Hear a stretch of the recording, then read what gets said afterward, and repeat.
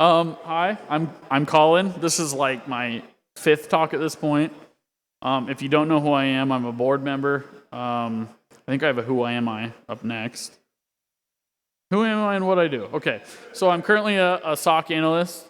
I do all sorts of home lab stuff. This talk specifically was on my very first boot to root CTF. I just love all things security, all things IT, all things nerdy in general. So resources, I'm going to drop all the resources here because there's like 6 people in the room. If you guys want to leave after I drop the QR codes with the actual write-up, if you're capable of reading, you don't have to watch this. But I have an official write-up, the Try Hack Me box, and the Google Drive account. Anyone? Oh, we have 2. I can post them on the Discord.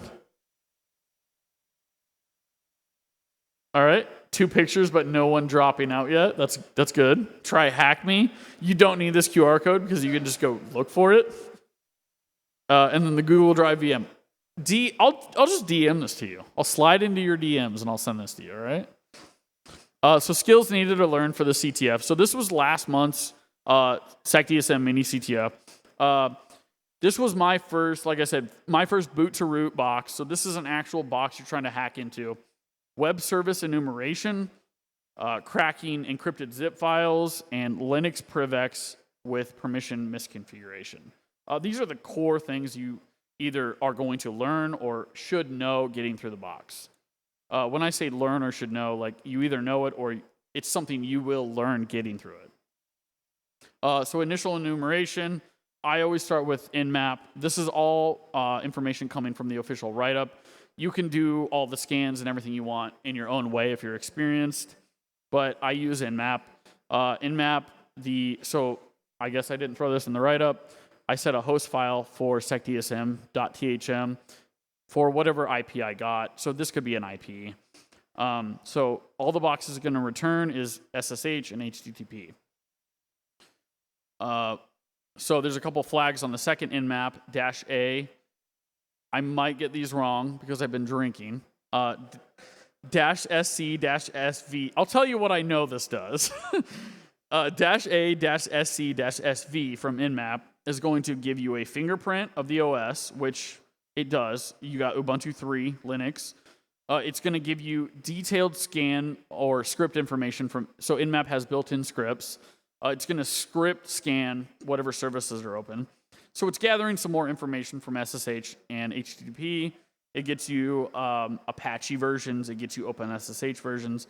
And then -A is, I honestly don't remember. I use it all the time and I don't remember. So HTTP enumeration, you're going to find the website. I don't have all the screenshots from the write-up. The write-up was pretty long. But going through the website, you eventually find a dead link, a download link that links to test.secdsm.org, and then this long extension with a zip file. It's a dead link. There was kind of 2 ways to go about this. You can also find it in the source code if you're scanning the source code, but really you could either edit the host file to point to secdsm.org, or you could just edit the link through something like Burp Suite to a known IP. The goal is to just get to that temp file. The temp file does exist on the box, so you're just trying to get to the temp file. I wanted everyone to look sideways. The goal worked. So ultimately, let me look sideways. The temp file downloaded from, I was using Burp Suite at the time. And so once you get the temp file on your machine, you want to do a little bit of enumeration on what it might be. You do something like unzip, you try to unzip it. It requires a password, but it tells you there's a backup.txt file in it. So this is like, you don't know if you don't know, but with zip files, you can run something called zip2john. John is a password cracking tool inside of Kali, inside of Linux. Zip2john is just formatting a hash file, I guess. So it just goes right into John. So once you zip to John a hash file, you're then able to run at the top here. John, hash, and then you give it a word list. Rock you was the goal. I think any generic word list might have worked. Rock you was the most ideal example. It ends up dumping a password, and it gets you a login. I forgot to dump the password to the actual file. It's in the write-up. But it gets you a file that once you open it, you get to a username password. I guess, spoiler, Kinder, and then a password back there. So you try that over SSH, you get in. You're at user level inside the box. Go on. This was artwork I definitely did not make myself. I'm really proud of it. So once you're in the box, obviously you start doing some Linux privesc enumeration. There's a lot in here that a lot of people might do that I did not add. Enumeration is not as easy as this write-up portrays, and I just think that's something that needs to be relayed. Write-ups never show how hard some of this enumeration actually is. But ultimately, you get the user.txt. Here it is if you feel like cheating the system, I guess, on Try Hack Me. So ultimately, the goal here was to locate privesc.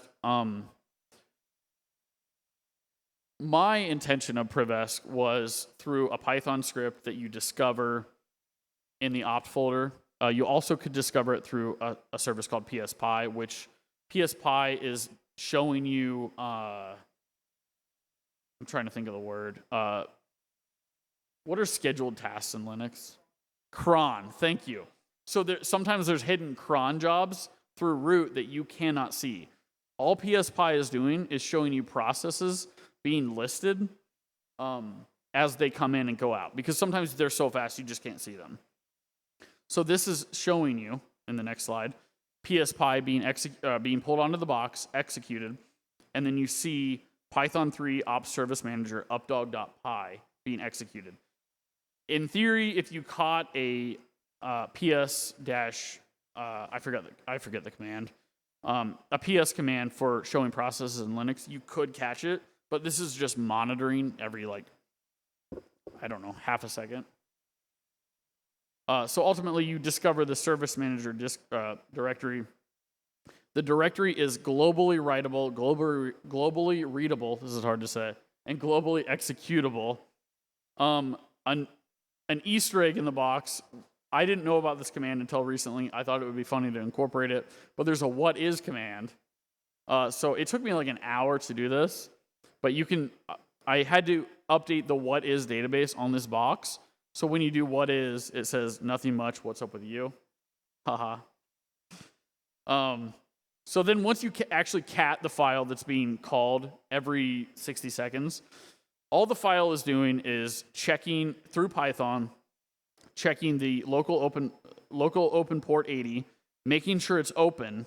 If it's not, it's doing a systemctl restart Apache 2. So it's really just checking if Apache's running. If it's not, restart it. Make sure it's running. Not anything super important, not anything super exploitable, but what is interesting is the import socket. Because if we remember, let me go back a few steps, the service manager that the file lives in is globally writable. Import socket is in that directory. All right. So next step, Python library hijacking, the actual exploit that's going to get us here. Python imports modules in a very specific order. Why did I choose this as my first write-up? Well, I thought this was super cool. So Python looks in its current directory for an import before it looks anywhere else. And then it looks for library of standard modules, and then it looks for system path. So why is this important? Because you have writable access to the same directory. This is also like a super real world scenario. I mean, it's not like common, but it's possible. So you have writable access to the directory. You have access to socket.py, which is it exists on the machine. So you can pull it in. And then ultimately, the goal here was pull the original socket.py into the directory. So now socket.py exists in the directory. You can, when you execute the file every other minute, it is calling locally now, not from the standard library.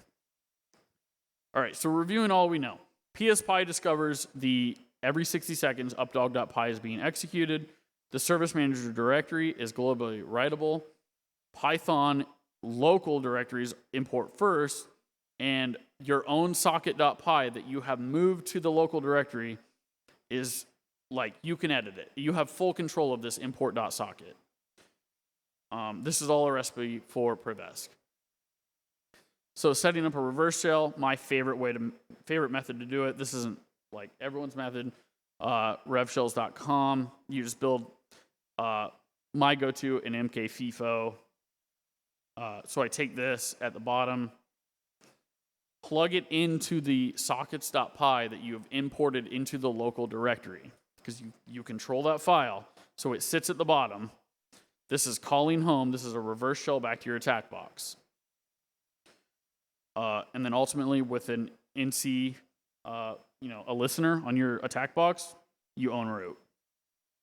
That's the root flag. And I think that's it. Yeah. I kind of jumped through it a little bit, had a few drinks, but if you have questions afterwards, ask me. Just super happy with that first box. I'll be doing more, so. Thank you.